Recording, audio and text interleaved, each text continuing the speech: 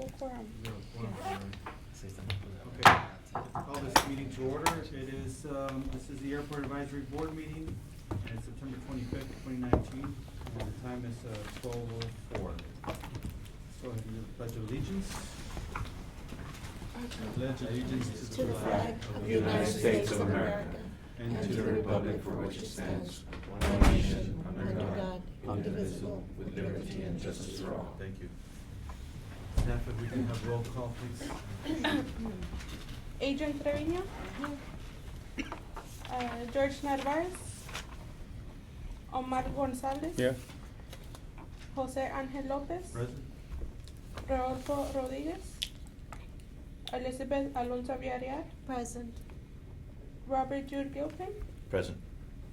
Jose D. Gonzalez. Hector Cortez.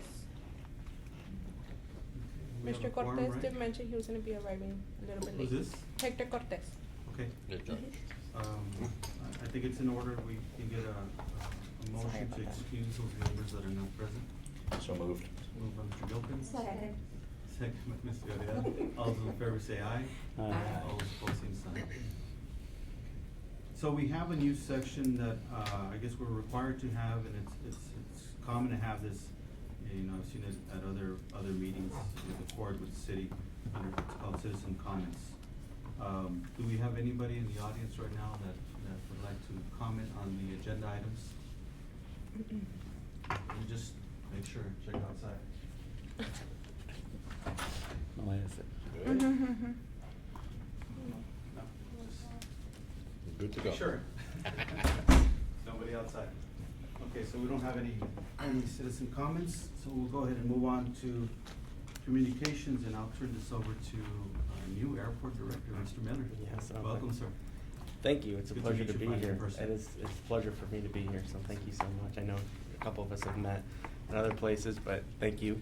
I know we have a discussion on here for election of chairman and vice chairman for the Airport Advisory Board per ordinance 83-0-0071.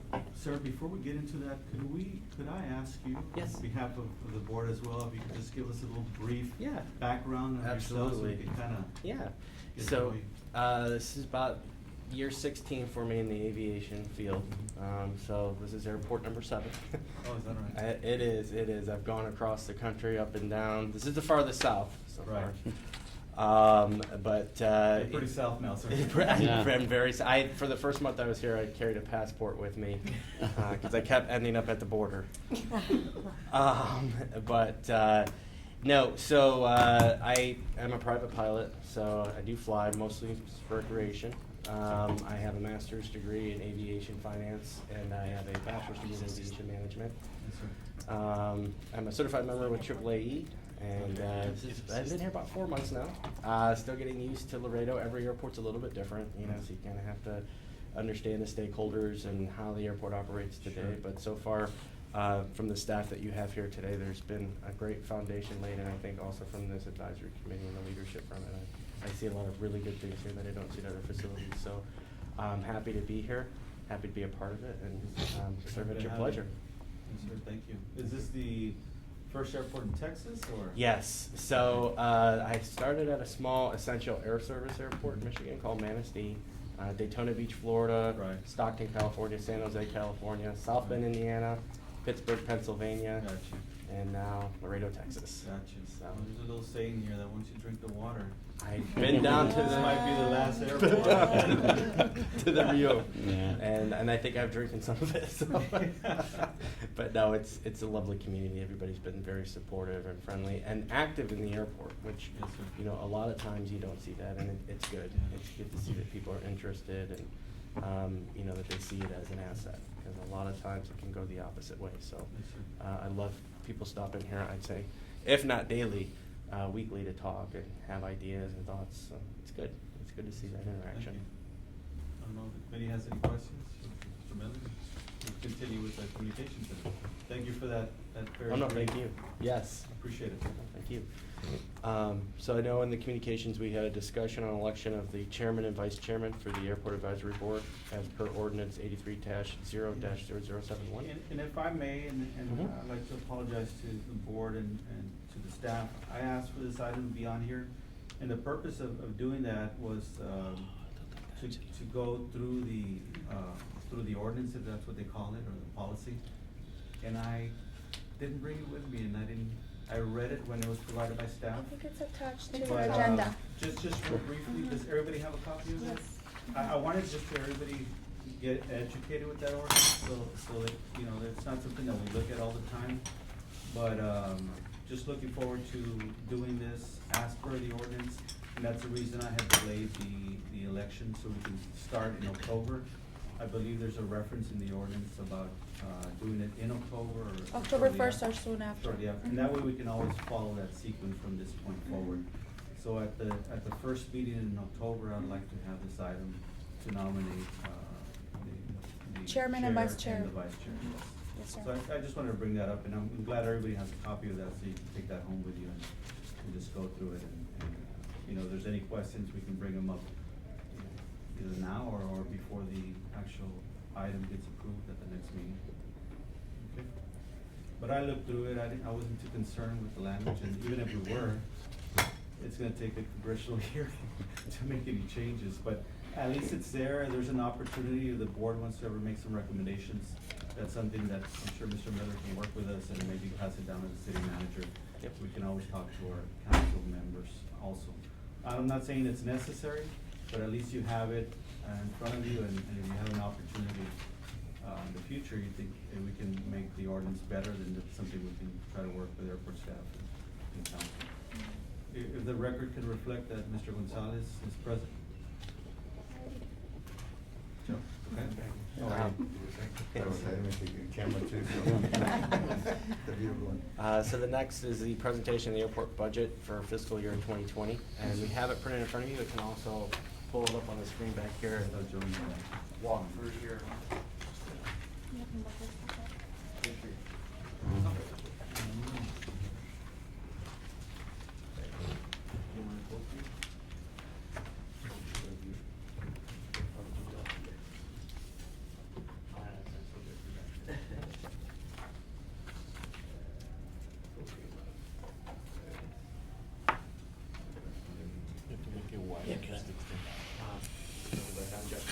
It's no pleasure, I've read about you and heard about you coming off the world. I'm just as ugly in person. So we presented the budget to city council for fiscal year 2020. We'll go through it, and, you know, please stop me as we go through. You know, our mission statement, it's the same as it's been. I won't read it verbatim, but we've actually looked a little bit here recently at changing it. Kind of towards the last section is where I think it's more, for me, environmental than noise just itself. But really the theme that we're trying to do this year is edification. You know, I know some people in this room are very experienced in the aviation world, but especially with our elected leaders, is just trying to have the understanding of how an airport operates. It's very unique. It's a lot of different, you know, rules and regulations with land conveyances, and also with budgetary and regulatory with the FAA and with TSA. Sorry. If the record can also reflect that Mr. Cortez is present. Thank you. We're just going through the 2020 budget, just started, so. So we put down on here kind of the different regulations that we deal with within TSA and also the FAA, which really comes into factor when we start talking about land use and leases.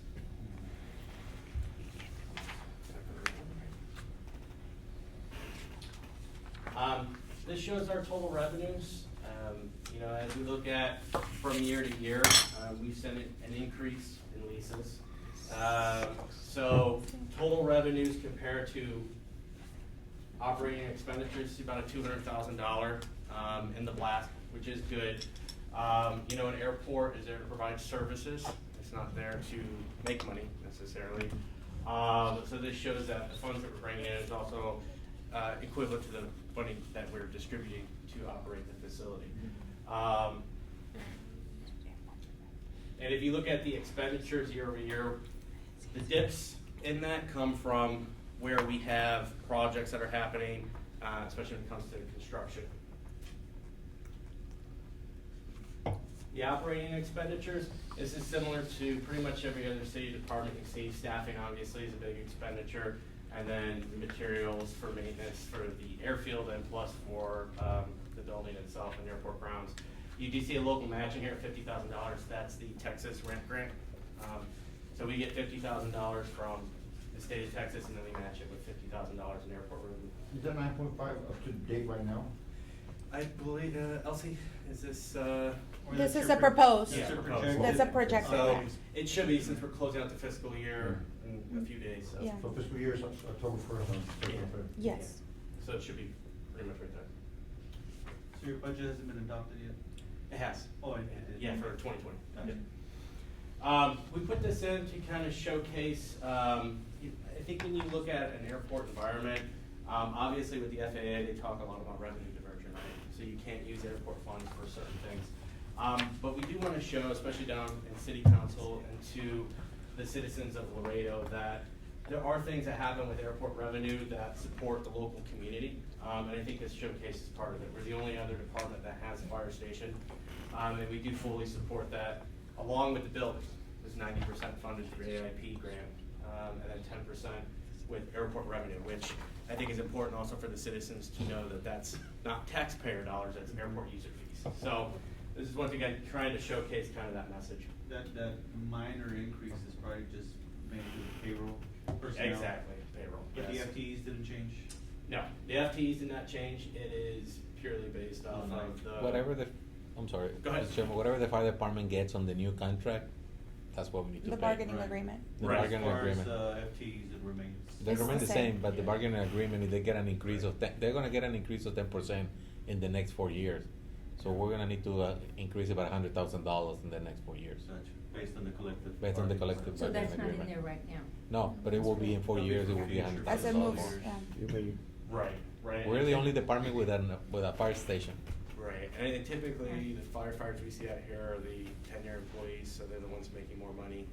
So usually when you see the adjustments in salary, it's more of an impact on the airport facility because the staff members are towards the age of retirement Yeah. and they're making more money.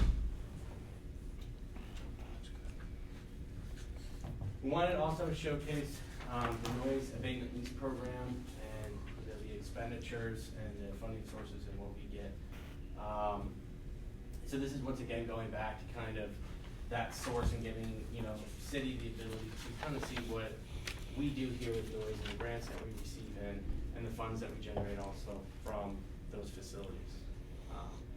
Once again, like I said, kind of showcasing that picture of the airport does not work within a silo, but when you see grants and you see money coming into the airport facility, you see that go across the whole city. Is that what municipal housing? Correct. Yep. Yeah. Manages? Yep. Okay. So we work with the grants themselves, and then the grants are received by the airport, and exactly like you said, they administer the program. Once again, this is showing the FAA noise grants, the total funding of $37 million coming in, 90% grants from the Federal Aviation Administration, so from the federal government, matched 10% locally, and 10% locally being airport revenue. So the fees we collect from fuel flowage, landing, and from rents, but not from the general operation.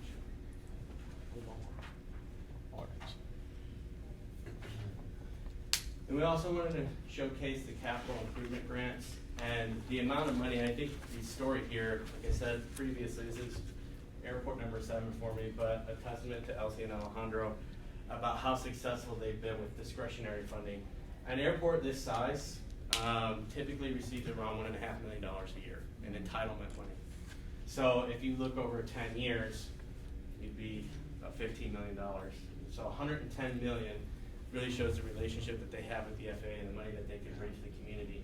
And also, one of the things we highlighted down there is, as we look at this, the companies that are doing these construction projects, whether it's a ramp or taxi or runway, most of the time they're local. So these are money that are going back into the community. So directly, indirect, and induced revenue. So it's important, I think, to paint that story. Some of the things I've heard over the last 4 months that I've been here is, so what if we build a longer runway if it doesn't get us southwest? which it does help. It helps us with conversations. And if you don't have the infrastructure, they won't talk to you at all, so that's the first step. But I think it's also important for people to realize that you're getting 90% grant funding into this community. So just with the most recent grant that we received for the ramp, you know, it's about $10.5 million that will be going into the Laredo region.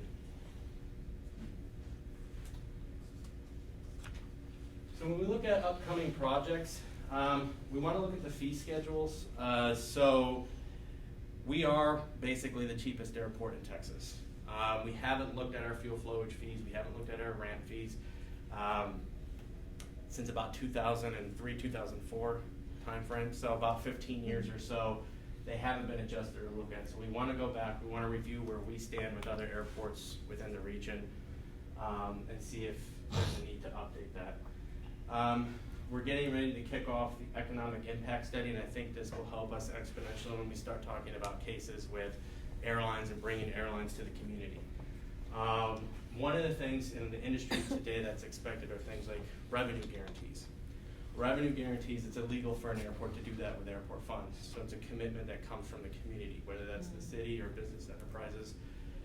But so that we could take a study like this and show if you give a revenue guarantee of $800,000 to a particular airline, you could see $5 million in gross domestic product for the Laredo region. And I think that helps when you start talking specific numbers rather than in theory. So a study like that will help us to show our direct and induced impacts into the community. We're kicking off even right now fuel farm improvements. We've been working with AEP. There's some regulatory issues over there.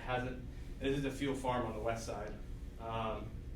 If you look at the fuel farm over here by FedEx, that's really what we want to emulate that on the other side. This fuel farm is top notch. It's got great lighting.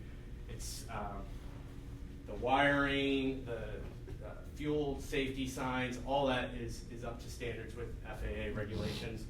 On the other side, there's a lot of work to be done.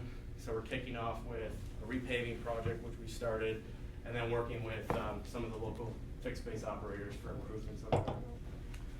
Passenger boarding bridges improvements, we're looking at into this next year as well. It's one of the bigger complaints that we have from customers on the airlines, along with the restrooms in the terminal. And also one of the biggest things with our restrooms is we really are subject to if the men's or women's bathroom goes down, that's it, on either side. So it's something that we need to work towards to improve. I mean, the bones of this terminal are great, but it was built in a post 9/11 world. Now we have to start looking at the checkpoint. We have to start looking at our restroom facilities and modernizing it and creating a sense of place for Laredo. It's a very sterile feeling right now within the terminal, and a lot of times when we see our customers, you know, their business travelers are coming in, the only taste they get of Laredo a lot of times is the airport, wherever their business meeting is, and then back out. So we've been working with the Conventions Visitors Bureau about bringing in that sense of place to the terminal and improving the overall environment in here. I mean, the terminal itself, the structure's really good. Just how do we improve some of those customer-oriented activities. The engineered material arresting system that's on the airfield, this is the EMAS. That's on the end of the runway. That allows for us to handle larger aircraft without extending the runway. But it does take maintenance. It does take, we just had an inspection done on it. It takes care, and you have to maintain it. So that's something that, you know, to continue to operate as a facility, we need to do. And the perimeter road repairs. You know, we have perimeter roads that lead both around the south and the north side. Those are starting to show their age. They're starting to show issues, ruts. I know we just are working with Public Works right now to improve some of those locations, but we do have transfer from the other side. A lot of the operations you see out here with the airlines are supported by either Barker Aeromotive or Signature or other entities on the west side. So this is tomorrow. It's the Laredo Use Development Plan. So we're kicking off with our consultant RS&H about the land use development around the airport. It's important for an airport facility, for the non-aeronautical revenue especially, to have a plan and to move forward. When we talk about people that stop by the airport and they talk to us, a lot of it is about development. And we really haven't had a collective plan of how to move forward with airport grounds property. I know we've talked extensively about it. You know, and we see that there's an issue, and we want to improve, you know, the overall environment for the Laredo community. But I think this starts by getting everybody into the same room and talking about their airport and what they want to do with it. You know, if we work in a vacuum here and then we start these decisions internally and we don't bring in the public, there's not going to be much buy-in to our direction. But this gives us the ability to sit down with people within the community and share their thoughts and ideas about where they see the airport, where they see our properties, and how we move forward. So we're excited about this. It is tomorrow, 6 p.m. We'll be there. Our consultant will be there to invite people to attend. Anybody, please. The public's coming. We really want to hear thoughts and ideas. And like I said, this truly is an asset for the community, and they should be involved in this process. And eventually, as we move outside of this, this will give us a roadmap of, you know, highest, best use and what we need to do with the facilities, kind of overall strategic vision. Is there only gonna be one workshop, or are there gonna be others? So I think we're kicking off the public workshop, and then we're gonna go back with the RSNH and see the amount of input we get, and see, you know, what kind of the appetite is for the community, and then move from there if it makes sense to do another, or, you know, see how the first night goes, how much, you know, the general community is receptive to coming out and talking to us. What media modes are you going to, newspaper and TV or what? Yeah, so we did TV, we worked with our PIO, Social media. newspaper as Social well. media. And the Yes. newspaper's been, full page on Running different the ad, days. Right. And then anything that I go and speak to, we bring it along with, just to try to, you know, get the word out there. Mhm. Um, And also, I'm sorry, and go also ahead. by mail invitations, we send it out to the different trade associations as well. And then also, I think on our tenants, we send it And to our as well. tenants, yeah. Mhm. So passenger activity, we're projecting growth this year of about 5%, and then moving next year, 2020, about 5%. We've been working actively with air service development, and air service development, is the key to remember there is it's not always bringing in new service as well, but maintaining and making sure that the service you have today is successful and working the way it should. So we're hoping for this 5%, continue to move into 2020, and as we continue to work with our partners with the airline community. So air cargo activity itself, the same. We're projecting on this year to be about 720 million pounds. You know, last year we moved from 42nd to 41st largest cargo airport in the country. That beats out airports like Charlotte, North Carolina, Pittsburgh, Pennsylvania. And then a projected 5% growth as well. You know, when we talk to our freight forwarders and our cargo partners, you know, obviously everybody's a little bit worried about the economy right now collectively. And usually where you start to see things slow down on a global front is within the aviation realm, because it's your high value dollars, especially when you start talking about cargo delivery. This kind of goes back to what I just was talking about. We moved from 42nd to 41st within the nation. And, you know, so we're on track this year for about 720 million pounds of cargo. The FIS, kind of in the same line. You know, this year, roughly about 1% growth, then hopefully moving towards 5%. We've been working closely with the mayor and the city as well to expand this program. So we are the only airport in the nation now that has Mexico and U.S. Customs on the airport. Phoenix, Mesa had it, but they don't have it any longer. They didn't have the volume to keep it. So one of the things we've been talking to the Mexico Customs with about expanding this program is allowing basically the cargo operators to use an operation like a UPS or a FedEx. So today you have to leave Laredo and you have to go to one of these 8 airports in Mexico directly.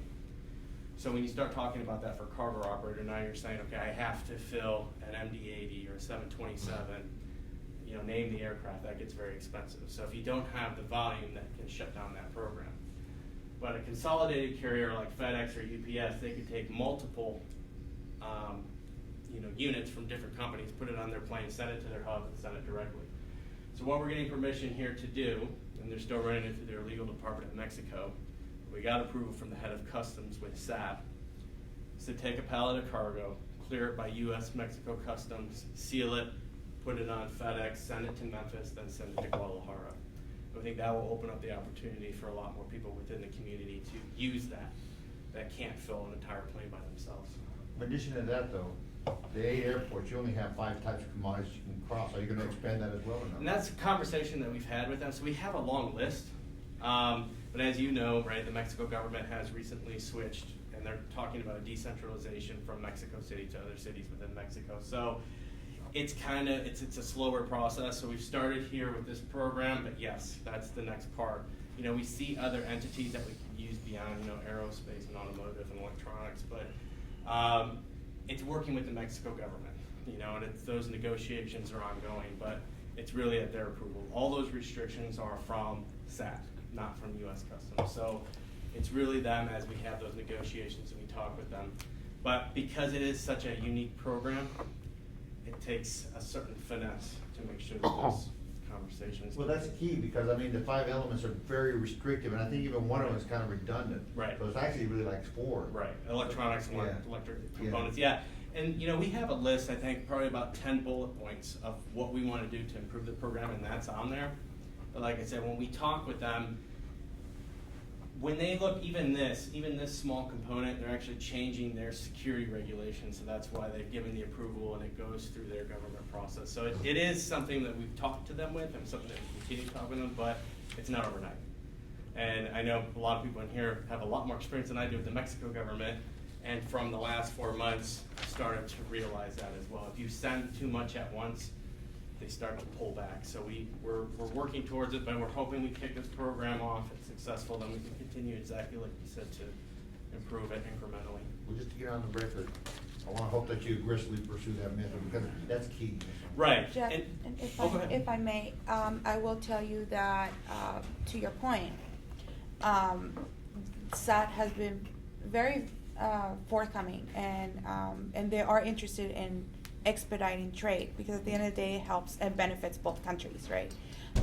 So one of the things that they've asked us is, if you have a customer that you know already that could utilize this program, and maybe it's outside of this existing regulation, to please bring it in and let's talk and sit down on the table and have customs see their existing chain and see if they could maybe tweak with the regulation if needed. But they don't want to just open-ended if there's nobody there to use it. And so that's where they're trying to reach out, and in talking to the Mexican Customs in Nuevo Laredo director, administrador, he's having a series of meetings with the different trade industry, from the operator themselves to the custom brokers, through all the different levels, to see how they can actually make improvements to the existing foundation. But if you have a client, and if you could please take that to your members, because I know some of the members are part of trade associations. But if you have a company that you foresee that could actually utilize this program, and maybe they're just not part of it, let's sit down at the table with SAT and see how they would be willing to expedite that trade. Because one of the larger components is being requested is E-Trade. That's huge. Yeah, but that market's completely open, and that's, you're beyond the 4.5. I'm Right. calling 4.5 instead of 5, because Yeah. that's, I mean. It's and a totally It's a different totally thing. different beast, and I hope that, very But careful we on need, that, yeah.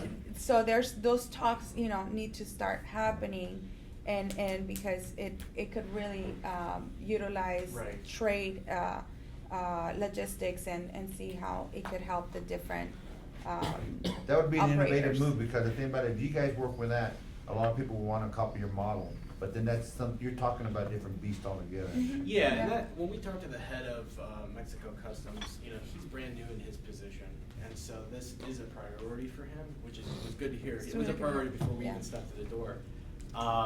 But it's still brand new to him, and like you said, they're, exactly like you said about the E-Trade, they're like, oh, hold on, that goes exponentially bigger than what this is, Yeah. so. But it is, especially if there's an industry in particular right now that you know of, that does help, and we Yes. have an individualized conversation and say, okay, we know this person wants to use it, can we work with that? So it definitely is moving that road, it's not overnight Yeah. with a lot of these things. So, who's using it right now? According to that graph, it's 6,000 operations on 2019. Is that correct? Yeah, so about almost 7,000, 6,700. So about 700 per month. Well, these Do are you mean- operations that are happening at the FS to include northbound. This includes also regular U.S. Customs, because remember, this is a facility that has two separate programs. Uh-huh. One is U.S. Customs, which is to enter the country, and if you're exiting the country, regardless of utilizing the Mexican Customs, U.S. Customs is there at that Do facility you have for that. the information of how many operations are using SAT. Yeah. SAT, yes, Exactly. we do, and More or less? we can Oh, provide okay. you that. Yeah, but you know Because what, it fluctuates, with the because it's US only on exports. Exportaciones, yeah. Yeah, it's only Yeah, southbound because, yeah, traffic. because with the US, I mean, that's open, I mean, you Yeah. coming northbound, that's open. That's Yeah, a but totally yeah. different, Right. Yeah, That's this just is- US This Customs. is exclusively clearance before it goes from here, going southbound. southbound, Right. yes. But for an airport facility, the fact that we have U.S. Customs here 24/7 is a huge boon for us, because even airports like San Antonio and El Paso, Yeah. you know, they don't have 24/7 customs, so Mhm. it helps us out tremendously. Mhm. We were just more pontificating on this one here, but what we're talking about diversification, the same as you talked about with the industries and other products that we're trying to open up beyond the state cities as well. So each one of that is another bullet point, another step with SAP.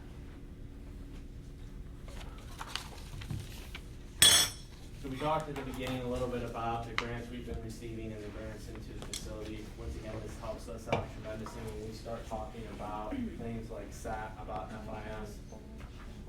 Having the facility today and having it to the point where we can park aircraft, we can stage aircraft, we can get cargo operators moving, that helps us out tremendously. You know, as you look at the rehabilitation of these areas, that expands the cargo ramp area. I think by the time we're done with phase 16 of this, is it 37 Boeing 757 aircraft? 767. Mhm. 767? Mhm. So, you know, this is literally laying the foundation for us to continue our growth. Because without this, it doesn't happen. And I know Elsie's worked very hard to get things into this funding, such as ramp lighting. You know, that's big, especially for our cargo operators that are operating out there. Enjoying them.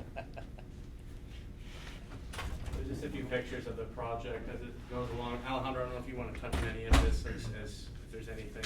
I know the project's moving along and we're entering into phase 14, 15. Yeah, we're about 60% done, and we're on schedule on the phase 11 and phase 12. We don't have any issue, and it's just the normal progression of the project. Ring Construction is doing it, and that's the next phase. It's gonna be phase 13. That's the brand new grant that we got from FAA regarding that phase 13.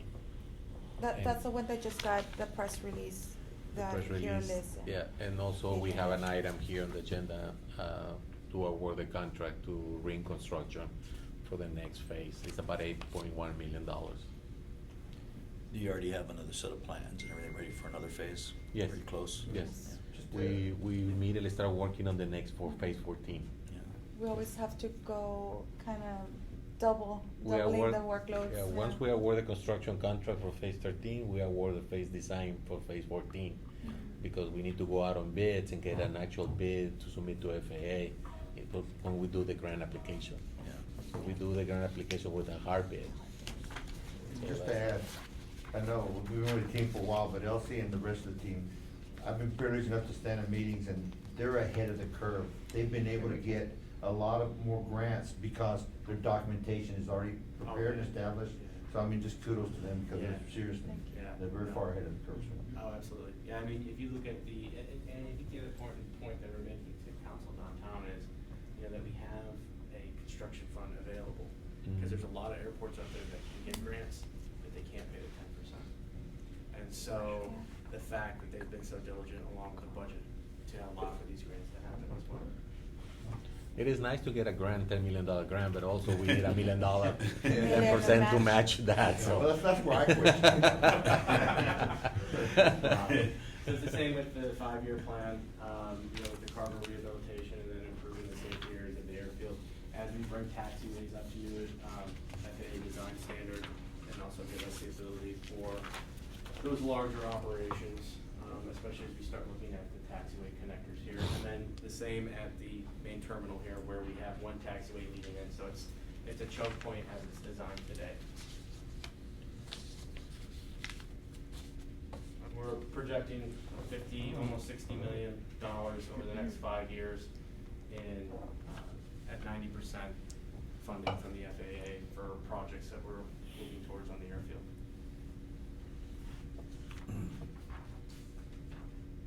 Air service development, everybody's favorite topic. So I have said since I've been here, and I say it to city council, I will have any conversation offline, but in public, there's no faster way to turn off an airline than talk about the internal conversations with them in a public forum. So when I took this job, that is something that I was hard set against. I've been places where these conversations get out and the airline just stops any communication there. So, but we are working aggressively, both domestically, internationally, and with our cargo operators. And I'd be more than happy to get specifics on that offline, but you have to be very delicate about these conversations with them, because the way the airline industry is today, negotiations are very much in their favor. It's just reality. Our airport, the same with all the other airports in this country that have commercial service, they're offering progressive packages to the airlines to start service to come in. So those conversations, those details, so I'd be more than happy to discuss those outside of a public forum. Do you think the offers here as progressive as they can be? We're working towards a better scenario, but to be quite honest, no. I feel like what we've done so far, and I think we're in a better spot at the moment, but you know, there's been a huge focus on cargo and maybe one particular flight to Mexico, but you can't let everything else suffer because of that. So if, you know, as town this size, and I think after we see the 2020 census, we're probably nearing 400,000, at least well into the 300,000s. Should have more service than it does today. You know, we have at any given time about the good time of year, 9 to 10 flights, you know, with an Allegiant flight. But it should be more robust than that. We're kicking off a few things. The website was, I'm just gonna say, was atrocious. Our website was very industrial feel. It didn't allow for people to navigate it. So one of the things that we've been successful with the other facilities I've been was a price comparison calculator. And I know Elsie's worked very closely with United and American about their fares here and trying to bring some of those fares down. But when we start looking at San Antonio, you know, our largest air carrier here is Southwest, and it's not here, it's in San Antonio. We have a 73% leakage of people leaving Laredo to go to San Antonio. But things we can start now, we can start showing that price comparison. And it's not a calculator that's deceiving, but it's gonna be a true cost calculator to put in what it will cost you to go from here to San Antonio versus the ticket price, as we continue those conversations with United American. But as we kick off the new website next month, that will be a tool the citizens can use to say, okay, here's the base fare out of San Antonio on another airline, here's what it is in Laredo, what's it gonna cost me to drive there, what's it gonna cost me to park there, what's it gonna cost me to get a hotel if I have to stay overnight. So those type of things will make, I think, the comparison a little more competitive as we continue on these other routes to bring in new service and to bring in, or to bring down rates with our current airline operators.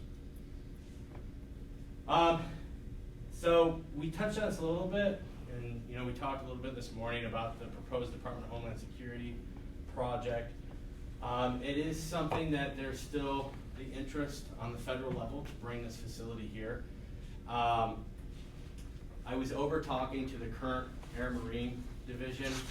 They have about 4,000 square feet over there with about 42 employees. So you can imagine what their offices are like. So they need a better facility, they need room to grow. And so I know Congressman Cuellar has been working with the city about bringing in a proposed facility here at the airport, a very large facility for Air Marine Customs. You know, we have a proposed site on it. Like, these are conversations. I know there's been a lot of changes, like we talked about on the Mexico side, the same in Washington, D.C. There's been a lot of changes in the hierarchy and the structure, and a lot of the people we were talking to have either gone or they've been elevated to other roles. So, you know, this is something that's still ongoing, negotiations and talks. But basically, this is what they did in Yuma, Arizona, and this is similar to the proposal they would want to do here on that section on the northwest side of the airfield. And moving the facility you saw earlier with Air Marine, the helicopter intercept division. Just for clarity, would they pay for it, or would we bid out, or would you have to build it for them? So that's part of the negotiations. I think it's still at the level, I know there would be a lot of financial commitment from the federal government to build the facility, but the land and what we would do, that's still, I think, part of where the negotiations were at when things kind of slowed on the federal level. So I think, unless you have more to add to that. Basically, land lease on the couple of acres that they would need to develop this plant. It's a beautiful facility, the one that they did in Arizona a few years ago, maybe around 8-10 years ago. And the plan would be subject, again, to negotiations with CBP, but more than likely will be developed through them. So they would bid out the project and they would hire the engineering firm. There's some environmentals that need to be done, there's design that needs to be done. So, but the intention is to be something to this level. Right now, we do have an MOU that is signed with CBP in order to continue this project and lay out the scope, and I think they're sitting down with their personnel to assess their needs and future-wise where they would need to be. Right now, they're utilizing the hangar obviously in very reduced accommodations, so they're only really able to utilize it for helicopters and now and then for a fixed wing. But should they be able to have facilities like these, then their operation will expand, because right now they have assets that they have to move around to other cities around the border in order to make their operation a success. So. And if you go with it, it'd be very extreme, hopefully, extreme long-term lease, maybe 50 years, 99 years, or is it be a short-term lease? No, it would be more probably towards the 40 to 50. 40, yeah, 50. 40. Yeah. Mhm. You know, and I think when they start talking about, kind of like Elsie said, their allocation resources across this region, they're trying to consolidate a little bit of that. And even here, some of the conversations I've seen down at the city council about aviation education-oriented programs that, you know, we've been talking, we have a meeting coming up with Laredo College about aviation programs and training the youth within Laredo. It's a great time to get a part of this industry. There's an immense amount of opportunity for people who want to be mechanics, who want to be pilots. Even with the Air Marine division, if we could give them 50 helicopter pilots tomorrow, they would hire every one of them. So, you know, we've invited them to these conversations so they can be a part of it, because they want to kick off something even with one of the local colleges about training people here locally to become a part of this intercept division. So it would be, I think, a good thing for Laredo. It's just, like I said, there's a lot of moving parts to it. How large is that facility? Elsie, do you know this? I don't know, off the top of my head, I don't know the square footage. Do you know in Yuma how large that It facility was is? like 20. No, it was 60 with that. It included 3 hangars, well, 2 hangars and 1 warehouse, and also included a new facility for administration. All offices. All offices, so the whole thing was like a 60,000 square feet. Yeah. The hangars, they were very nice. You can close the doors and they have air conditioning, something that is here they would really appreciate. They don't have that here. They don't have that here.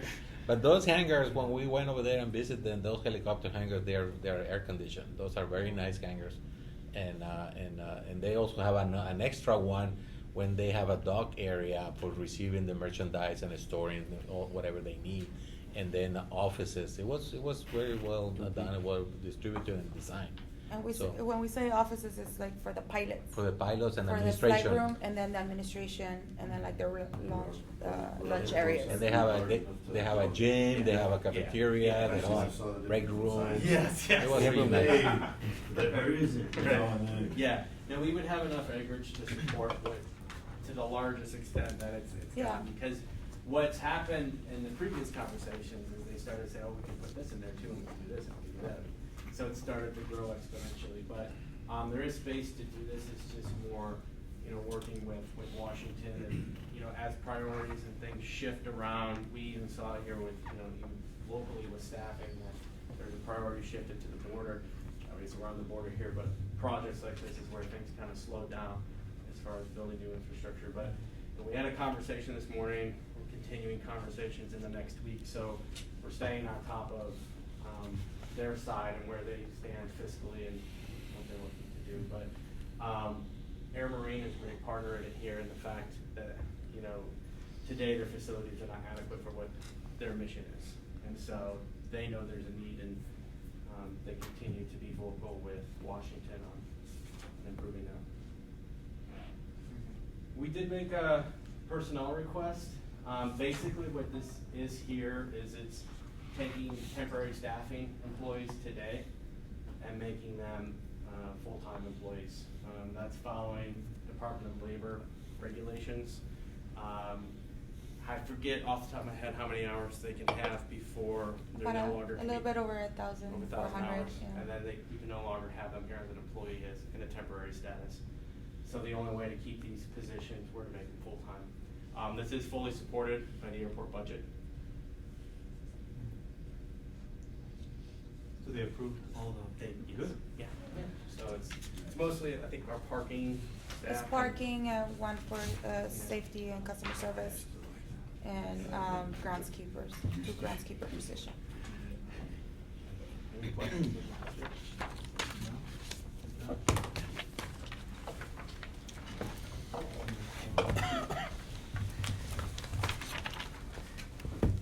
So we talked briefly about the economic impact study.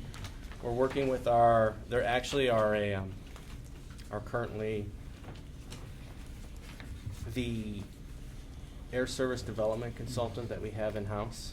It's a company called GRA, and what they're going to be doing is kind of back to the presentation here, is going through with our tenants, reaching out to our tenants, reaching out to the people that exist on the airfield today, anything that's on airport property, you know, looking at their employees and saying, okay, can we get salaries, can we get how many staff members you have, what are their zip codes, so we can start to paint that better picture for a broader Laredo than just the airport facility itself.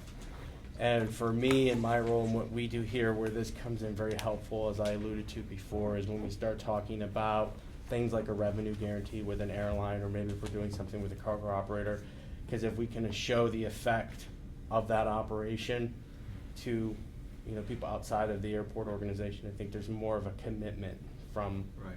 the region itself to move down these routes, as other communities have. We talked also about the land use development workshop. That is tomorrow over here at Public Works, 6 to 8 p.m. There will be food provided. And yes, there will be. GRA will be there as well. They have about 10 minutes at the beginning to talk about the economic impact study. Who will be there? GRA, who's the consultant for the economic okay. impact study. Gotcha. And the RS&H, they're the ones that are doing the land use development for us. So they'll be there in conjunction to kind of kick this off and talk to the citizens.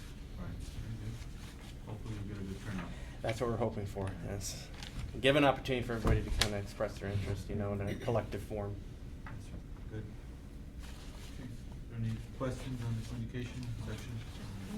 Board members? Before we move on? Good? Yes. Oh, one more thing. We did have our triannual yesterday, which is an FAA requirement.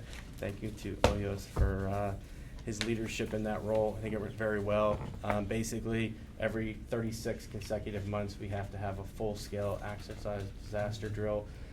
You know, Oyos worked out a scenario with an active shooter situation, and then, you know, an accident potential from that within the aircraft. So it gave the mutual aid response the opportunity to come out here, experience the airport, and work through a scenario. Was that the tabletop or that was a full The blown? full scale. Full scale. And I think, you know, one of the things that resonates here that's important is you typically have a mock aircraft for this event, Right. which we did. But the initial mock aircraft that we had was actually the Convair from Barker Automotive that crashed in Toledo. And so Yeah. I think it just shows the impact of this is real life, and this Yeah. is important, and you know, and I think it emphasized that. I mean, it's such an unfortunate incident, but it really touches home with the fact that that Sure. aircraft was supposed to be a part of this. But I think it just goes back to show the importance. But I think Right. we're better off from the exercise, and now we have you know, an avenue here to improve our airport emergency plan and to continue those conversations with our local partners. How did that work out? Because I saw there's a little bit of media coverage on it, but there was a. Yeah, so we had, I think, probably a total of 5, 6 reporters here. You know, and we basically brought everybody out onto the airfield over here at the gate. Oyos brought it to the terminal this year, which is good. In past years, it's been on the other side, which isn't probably as much as a real world example, especially when you start talking about an active shooter scenario, what could happen within the terminal. So bring people in, show them the actual, you know, terminal, the airfield, get them acclimated with what it is. But you know, we had the media here to oversee the event, to ask questions. We had volunteers that came out that simulated. You have the casualty numbers and all that. You want to talk a little bit about it? So the total 49. It was a mixture between injured, severely burned, to total. The last was a total of 7 casualties. Three actually died here in the airport, and the others upon arrival on scene at the hospitals. The hospitals also partaked in this event. It was kind of like a dual thing where they assisted, you know, taking in all our the mass casualty of people that we kind of prepared to make sure that, you know, hopefully it never happens. But in an event where, you know, most of our planes fit between 35 to 50 passengers, will they be able to take that capacity at the hospitals? And they would manage to divide the injured between both hospitals. Both hospitals participated? That is correct. They actually transported to the hospitals physically from here on really? El Metro. Yeah. And so, yeah, he was very, we had the medical examiner out here, FBI, everybody was here involved, and a lot of good came after the after-action review and kind of moving forward with the improvements. So you take an instance like this and you look at your airport emergency plan, it's a living document. Mhm. So you look at, okay, what went right, maybe what went wrong, and how do we improve for tomorrow? So I think it went really well. Good. Very good. Any other questions or comments before we move on to section 5? Good? All right, so let's go ahead and do section 5, introductory ordinance. And it reads as follows: consider recommendation to mayor and city council to authorize the co-interim city managers to execute an amendment to the MPL Wireless Solution LLC doing business as RC Communication Laredo lease agreement approved by ordinance number 2009-0220 and further amended by ordinance number 2018-110 dated August 6, 2018 at 4401 Maker Avenue, building number 146, located at the Laredo International Airport, by extending the current lease term to 3 years from November 30th, 2019, original lease termination date, to November 30th, 2022, with 2 one-year renewal options until November 30th, 2024. The initial monthly rent shall be $27.60 effective December 1st of 2019, and will be adjusted annually according to the changes of the consumer price index. All of the terms and conditions remain unchanged in effect. And Mr. Chairman, the airport recommends the approval of this lease. Was this already taken to council, or? I know since I'm we sorry? had that cancellation of the last meeting, I'm just. No, curious. what hasn't- it this hasn't one gone, hasn't, yeah. Okay. Any questions from the board? Well, there's an increase in rent and Yes. revenue, so. Right. Yeah. Yes, And they- we did a fair market appraisal on the property, and discussed with the existing tenant. The tenant has been in very good standing. They somewhat recently purchased the company off from the previous owner about 1.5 years or 2 ago when the previous owner passed away. Right. And so they're looking at expanding. They've been growing their business, and they basically stated to us that they would like to continue on the premises. They do a lot of work for Laredo PD and law enforcement vehicles because of For the us radios. as well. Oh, and the sheriff, yeah, communications, radios, and things like that. So the location kind of makes sense for them as well. It is off airport, it's in a corner, so it's not aeronautical per se. So it makes sense for us to continue, and the rent is increasing. More importantly, they're a good tenant. Exactly. They're always paid. Yes. So- Yeah. Motion to approve. Second. Motion to approve by Ms. Villarreal and second by Mr. Gonzalez. All those in favor say aye. Aye. Aye. All those opposed, same sign. Motion passes. Introductory ordinance passes. And then you'll have to bring that back as a motion, as a final motion, or? No, once this it's would approved go, as an It goes- introductory it's ordinance, final done? reading with city council. Okay. Mhm. Second item under section 5 is consider recommendation to mayor and city council to authorize the co-interim city managers to amend the lease agreement approved by ordinance number 2001-0042 dated February 20th, 2001 between Fed Jones Laredo LLC as lessee and City of Laredo as lessor, as amended to assign lease agreement to 6552 Bob Bullock. Is that what that is? What's that, BBL? Bullet Loop? But BBL is the name of the company, yeah, so. Okay. It kinda threw me off. I know. BBL Texas LLC as assigned Yeah. for property located on I 6552 know. Buffalo Loop at the Laredo National Airport. All other terms and conditions remain the same in effect, providing for an effective date. This is Federal Express or what? Yes, it is. It is FedEx. I know that we have to put all the technical company names, but it is FedEx, BBB, 6552 BBL Texas. It's a They're on the subsidiary, east right here. and it's the Right behind existing us. company. It's Yeah. just they're moving it out to for their operations. It works best, and they're looking at expanding. You have subsequently, I think, another item that they're gonna be expanding into more parking lot as well. They're having more activity there, so it's all good news. So we're assigning the lease agreement to somebody else? To or- their subsidiary company, to BBL. BBL, okay, Yeah. that's where that came in. Yes, BBL Texas LLC, Got it. which is the address of the Okay. company. Everything else remains the same. Everything remains the same. Everything remains the same, yes. Motion by Mr. Trevino to approve, and second by Mr. Gonzalez. All those in favor say aye. Aye. All those opposed, same sign. That's, okay, section 6, resolution. Consider recommendation to mayor and city council to authorize the co-interim city managers to accept the Federal Aviation Administration grant number 3-48-0136-089-2019 in the amount of $9,856,303 funding for the rehabilitation of cargo airplanes at the Laredo Airport. The city's local match in the amount of $1,005,145, which is 10%, is available in the airport construction fund budget. Total project cost is $10.9 million. $10,951,447 for the record. Motion to accept, I mean, this was. Yeah. Presentation, right? Yes, So- yeah. We got the check, so. Second by Cortez, Mr. Cortez. All those in favor say aye. Aye. All those opposed, same sign. And we've got 5, yeah, we got enough votes to get it going. You got the names? Thank you. Resolution passes. Number 3, and then item 4, consider recommendation to mayor and city council to authorize the co-interim, they need to get one city manager.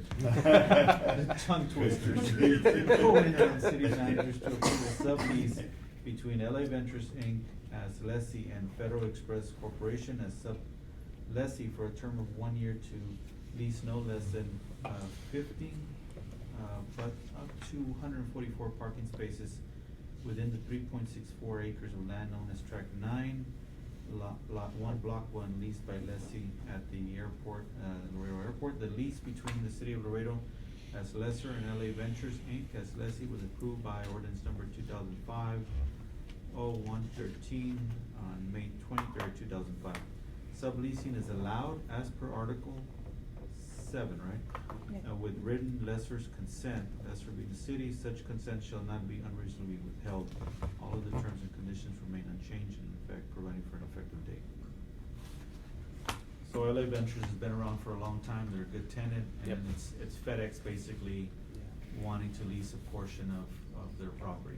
Yes, the That's one permitted by the lease. south of the warehouse right now. Mhm. Any comments or questions from the board before we take action on this?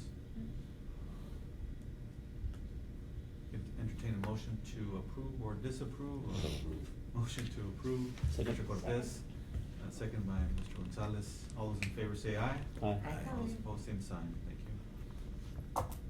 Yeah, we make our motions, that's to approve or not. Cause I keep saying to approve and I'm making that assumption that.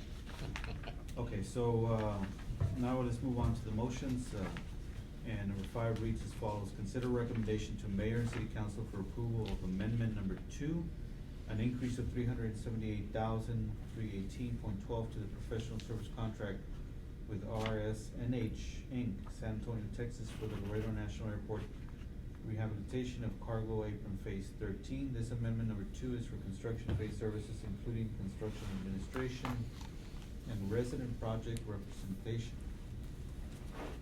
Current engineering contract amount with this amendment is $823,964.92. Funding is available upon approval of a budget appropriation of FAA grant number 89, 90% federal funds with 10% local match.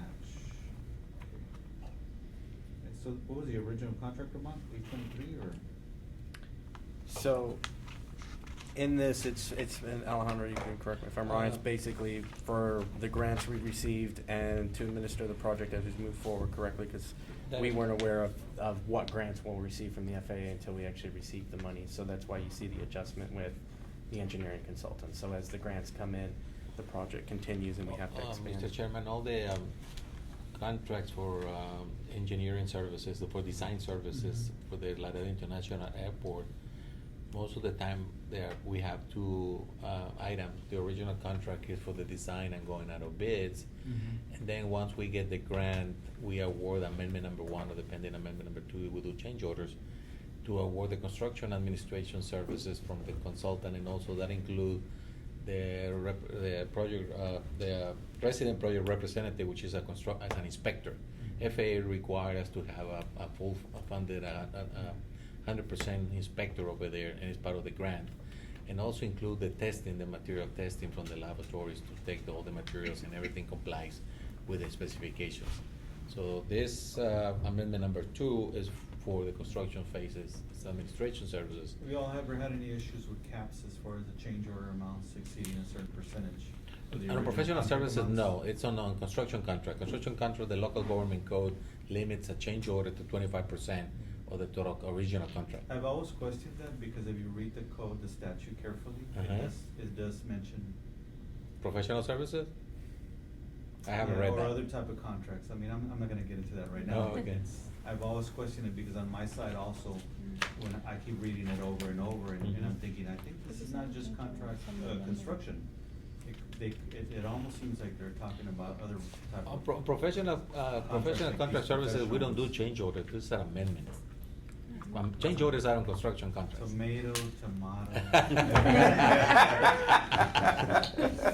But anyway, as long as legal's cleared it and it's something in practice that's acceptable by the FAA, you all know what you're doing. Yeah, because remember that the first, the design, a lot of the times, those are monies that the airport upfronts. Yes. And, which is what happened in this case. $385,000 were upfronted from airport operations in order to jumpstart the specs, design, and bidding. No, I was just. And if we questioning more do the maybe entire not so much all the 800,000, details, yeah. but just the dollar amounts exceeding us at Yeah. 25%. Yeah. Okay. The other part of that conversation, I think, is that it's super critical that you do that up front, so you can be competitive when you Meet- apply for the grant. yeah, Right, we need to meet the exactly. deadlines, We yes. need to meet the deadlines and everything. Hard bids and all that. Mhm. Entertain a motion to approve this item. So moved. Moved by Mr. Gilpin, second by Ms. Villarreal. All those in favor say aye. Aye. All those opposed, same sign. Okay. We're on number 6, right? Consider recommendation to mayor and city council for approval of award of the construction contract to the sole bidder, it's Ream, right? Ream Construction Inc., Uh-huh. from Mission, Texas, the amount of $8,099,987.55 for the Laredo Airport rehabilitation of cargo apron phase 13, with a construction contract time of 385 calendar days, and authorizing the co-interim city managers to execute all related contract documents contingent upon receipt and approval of insurance and bond documents. That's important. Completion date for the project is scheduled for January 2021. Funding will be available upon approval of budget appropriation from the FAA grant number 89. And again, it's 90% federal funds and 10% local match. The airport does approve of this on our end. You know, they were the only bidder on the project. They're the current company, and Alejandro can probably speak to. It's for the For the last 25 years, we only have two construction company, and Reconstruction being the one doing the majority of their work, and they have doing a great job here at the airport. And they were the only bidder, so. What's that? No, if you had other local contractors that. Yes, they do, they use, Subcontracting. subcontractors, Local. local and material suppliers. Yeah. The concrete is a local concrete company. Is it by choice, or does FAA, I guess, encourage them to sub out local? FAA encourage to do also the DBE, the disadvantaged business enterprises, Gotcha. minority owned and Gotcha, everything. So okay. we have to comply with all the federal Sure. regulations. Yeah. That's a part of the grant assurances. And the majority. And I guess to their advantage of their local, and they have Mhm. quicker access to. Right. Yeah. Yeah, but that way, if they, when they get the local and if they're DBE, they're able to, meet the percentage requirements. I know, like, as a purchasing agent, you know, when I see those commercials about in TV, shop local, and I look at the commercials, I wish I could. I have to follow statute. You can't, yeah. And a lot of the times when it gets subbed out, that's when all the locals. Yeah. Sometimes the local people, they don't have the insurance. Right. And the bonding Yeah, that's capacity. right. Or the experience. Or the experience, and the majority of the time is the insurance. Because the city of Laredo requires $1 million liability insurance, is kind of high for local small businesses. But Is that's, there that, any RFPs that say that you have to have more than one bidder? Well, you No. put out the Um, bid. What Put if, out the bid. yeah, what if Sometimes, not? Yeah. when I used to in my prior life do RFPs, you know, that you come up against, there's only one bidder. Bidder. And sometimes there was cities or districts that require more than one, so they'll go back out to RFPs. That would be up to the governing body to ask for, you know. But does ours? Well. It could look bad in a sense, perception-wise, for example, and I deal with this a lot, and it's very rare that I get one bidder. Well, my staff's been very good, we use bids, we've got a lot of people registered, so we always get a lot of participation, but if you reject the sole bidder, then there's that question of what's wrong with my bid? Were you looking for somebody else, and that's why you're throwing it out again? So Right. Yeah. We gotta I be know real that. careful with those Be bids. careful. I know. Yeah. by But- definition, it has to be the best responsible, the lowest responsible bidder. If it's a hard bid, yes. Yes, the If lowest it's put responsible out for bidder. a different delivery method, then you can add pricing as part of the criteria to score. Right. But if it's a hard bid, then you gotta go with The lowest responsible bidder. That's, And if we that's what the go- law reads. If we go out, remember, we need hard bids in order to apply for the funding. We go out on bids again, then it delays our ability to apply for federal funding. And the good thing is, the bid is within our budget. That's- So that's the Well, best, that's the best part. That's- And the FAA, the way they work, and it's not just in this region, is it literally, like, they'll call Alejandro and they'll Yeah. say, okay, we'll give you the money. And then we're running that day Yeah. to find a city manager to sign it, so we can get Yeah. it on FedEx to get it Yeah. down there at 10 o'clock the next Yeah. morning.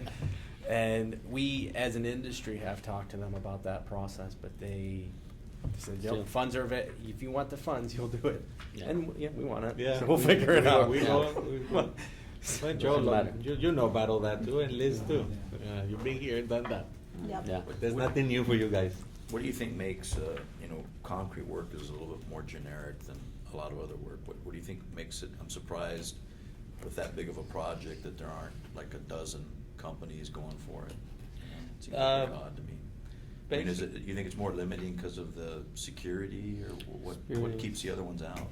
It's, again, City Ready Mix is a subcontractor to Ream, so Yeah. whoever gets the best price. No, but I what it mean, is. Ream is the only one that bid on it, right? Right, and the issue is because Ream is already on site, so the overhead it's already here. So maybe the other ones feel like they can't compete. Sometimes then other people from out of town, they say, well, we need to mobilize, we need to do this, and we need to do, and Ream is already here, Yeah, so right. for them, the next project is an extension of time, basically. They will continue working inside the airport and move to the next phase. We're gonna start working on the phase 14, and the same thing might happen, that they might be the only ones, or somebody else will start doing And that. we've had multiple bidders. We out have bidders in the years past, yeah. But a lot of contractors, and you're aware of that, a lot of contractors, he's already there, they're Yeah, over here. maybe also if he's beat him enough times in Yes. a row, maybe Well, he'll just stop trying. Also, take into account that a lot of the companies that do this, sometimes they're also doing tech stop work. Yeah. So they'd rather They're tied up. go there, go and there. they're tied up already, or Maybe go bigger with that bigger projects or- project. Yeah, once TechDOT started letting out projects, that's when also we don't get a lot Yeah. of, a lot of responses. Yeah, It's- because sometimes we're Makes competing sense. even for concrete. For concrete. Yeah. Okay. Mhm. Entertain a You motion need a to motion? approve. Ms. Villarreal? A second. Trevino, all those in favor say aye. Aye. Those opposed, same sign. Motion passes. All right, any other comments or requests prior to closing the meeting? Just a regular scheduled board meeting, we'll still, if you're okay with it, in October, like normal, and then we'll go ahead and bring up the agenda, in regards to voting of the chairman and vice chairman. Yeah, and maybe And at hopefully that you'll point have we can everybody. discuss that, Yeah. After the nominations and the elections, we can bring that topic back and see if the board's still comfortable with the current schedule. We could put it on the When next is- agenda. When is it scheduled from? The October seventh, no, Okay, what? I think we could I'm sorry, no, probably set that as Wednesday. the second Wednesday of October? I think we On do. nine? On The next- 13th? Official action. The 12th? second Wednesday is the ninth. Yeah, that's what I No. have, yep. Yeah, yeah, because we have, on the seventh, we have city council. Jump Yeah. it. Yeah, Yeah. October. It just came on my calendar.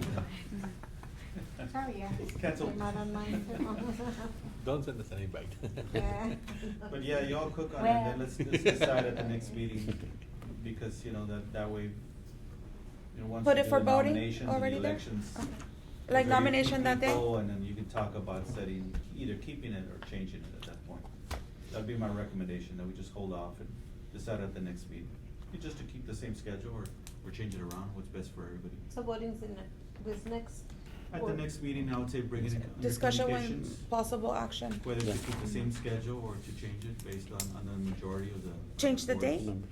No, Oh. yeah, bring it That, up for the discussion. discussion, mhm, Yeah, yeah. and whether you wanna keep doing, you know, every Wednesday, every Monday, whatever that is. So potentially also changing the date of, the board meetings, that's what you're Yeah, saying? just put it under Okay. communication and let the board Decide. provide direction. Okay. I think one of the I'm not saying reasons. that anybody wants to change it, I'm just Yeah. saying, I think it'd be a good time to Need to bring be- it up Yeah, after the election. very good. Election, sounds like we're running for office. Nominations, After the nomination yes, and approval. very good, we'll put it. Okay, so, Two meeting's items. adjourned at 1:15 PM, thank you. Thank you. And Mr. Miller, welcome. Well, thank you. Welcome Pleasure, again. sir. Thank you, good job. Hi.